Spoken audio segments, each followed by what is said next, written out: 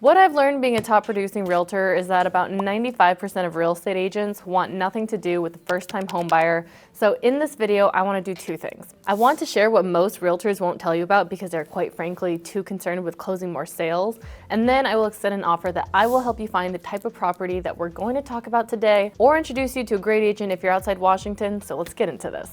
My name is Vana Jarabek. I'm a licensed real estate broker here in Seattle, Washington. My team specializes in first-time home buyer, off-market sales, and real estate investments. So today, what I'm not going to tell you is that you should maintain your credit score, file your taxes, and save your money. I'm assuming that you already know that stuff because this is what most realtors are talking about. Make sure you have 2 years of employment and don't buy a house without an inspection. Yes, important, but for this one, let's talk about the real game of real estate.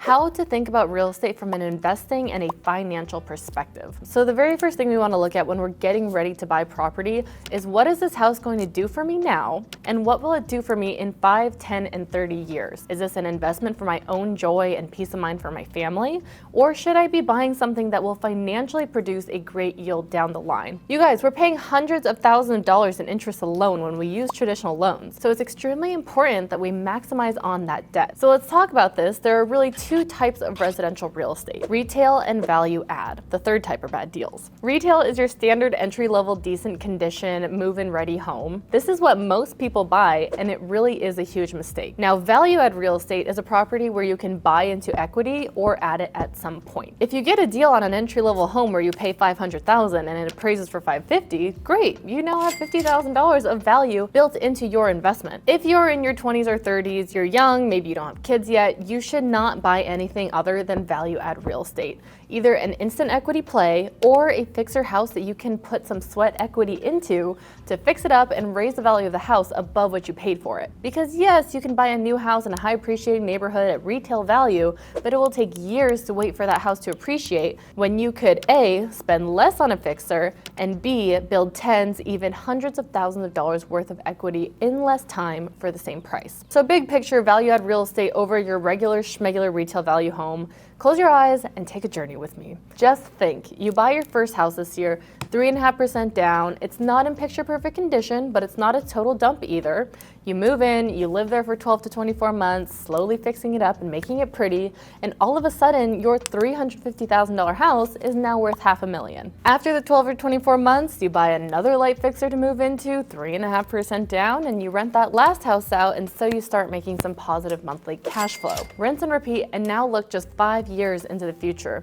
From the built-in equity alone, not even including appreciation, we're looking at potential of over $1 million in equity. That's your net worth and thousands of dollars in passive rental income, not to mention the tax and leverage benefits that come with owning real estate. Now you might be thinking, how do we find these value-add investments and how do I know it's a good deal? There are 3 things that make a great investment. These are the standards that the Warren Buffetts and Thach Winds of the world use to build up their net worth through real estate. They are very simple and by no means do you need to be a real estate mogul to follow some basic guidelines. First one is the 70% rule. In a perfect world, we would all buy real estate at 70 cents on the dollar, meaning 70% of finished market value, so there's 30% of built-in equity. If the house will be worth $500,000 after the rehab, if you can get the fixer for $350,000, you've got a great deal. The second rule is that the house doubles in value every 10 years. Focus on areas with 8 to 12% appreciation like major cities, up-and-coming areas, and some suburban areas. Like here in Washington, the cities you can count on for high appreciation are always going to be Seattle, Kirkland, Bellevue, and then currently up-and-coming are Anacortes, Bellingham, and Moses Lake. These high appreciation areas are easy to find online, and like I mentioned, if you're not in Seattle,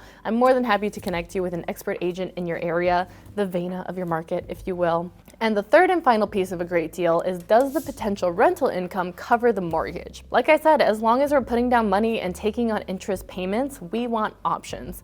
Real estate investors don't make positive cash flow unless the market rent is enough to cover the mortgage, so this is an important rule for investors. So even when we're talking about your first house, you want to take advantage of the 1-year rule on your traditional loans, which allow you to buy a new house every year, 3.5% or 5% down, and rent the previous one, so it's important to be in a zip code with favorable rent rental rates when you go to do that. That's the third rule. Rent covers the mortgage. Now, people will tell you that these three things are hard, even impossible to get. You can't get 70% in this market. There are no areas with 10% appreciation. Or my favorite, you can't cash flow with the current interest rate. Then how are savvy real estate investors and agents like myself finding these deals every single day? No, the point is, while properties that fit these guidelines may be rare depending on your market, the closer you can get, the better. You, as a first-time homebuyer, have tons of benefits that even the savviest investors don't have. If a deal slides across your plate, it's got 80% margins, 7% appreciation, and the rent maybe covers 90% of the mortgage, it's still a good deal because you're getting the best interest rate with the lowest down payment possible with your owner-occupied loan. Good investors stick to these strict standards because they need to come to the table with 20% down and their interest rates are above 10%. Of course, we have creative solutions that fall outside these standards, and there are many types of real estate investments, but these are the things that I want you as a first-time homebuyer to be thinking about so that we're in the mindset of, this is the start of my investment career, these properties are going to serve me for life, how can I maximize and make sure that I'm buying properly that will serve me down the line. By no means do you need to stick to these guidelines, like if it's not 70% you can't buy it, but keeping them in mind during your search and getting as close as you can will set you up for success and longevity in your wealth. Cool. As far as how to find these deals, I'll tell you now, connections are going to be key. Did you know that Zillow and Redfin take up to 48 hours to update new listings? The way people are actively searching for these unique good deals that falls within this buy box, your perfect home could be gone by then. So to get these deals, first thing you'll want to do is get on a personalized MLS search. This will be through your realtor. If you're in Washington, there's a link down below to start this process with us. This MLS search will automatically send you listings within your exact buy box. You will be surprised by how specifically we can filter this search for you. And these new listings will come into your email inbox the minute that they are listed on the market. This will give us the first opportunity to go see it and determine whether it's a good deal for you. So get on an MLS search, number one. Number two, you want to work with off-market specialists like us who are connected to wholesalers nationwide, and we can connect you with something in their inventory. So having good relationships with your realtor, wholesalers, and other investors will help keep you top of mind so that when they do get a good deal that doesn't fit their box,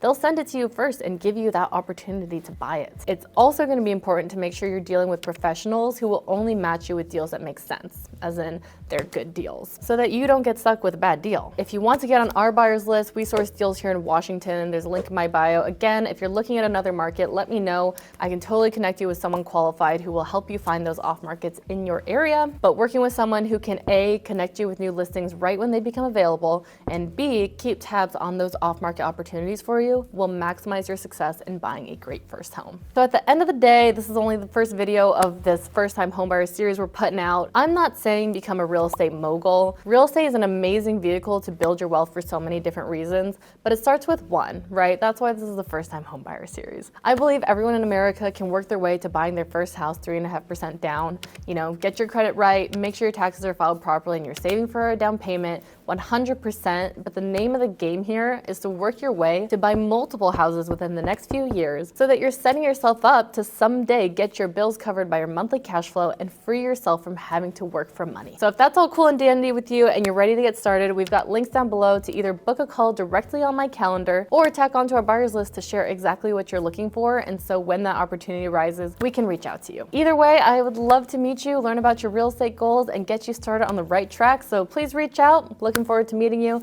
Check out our other videos. We've got other great stuff on Seattle and first-time homebuyer stuff. Other than that, I'll talk to you soon.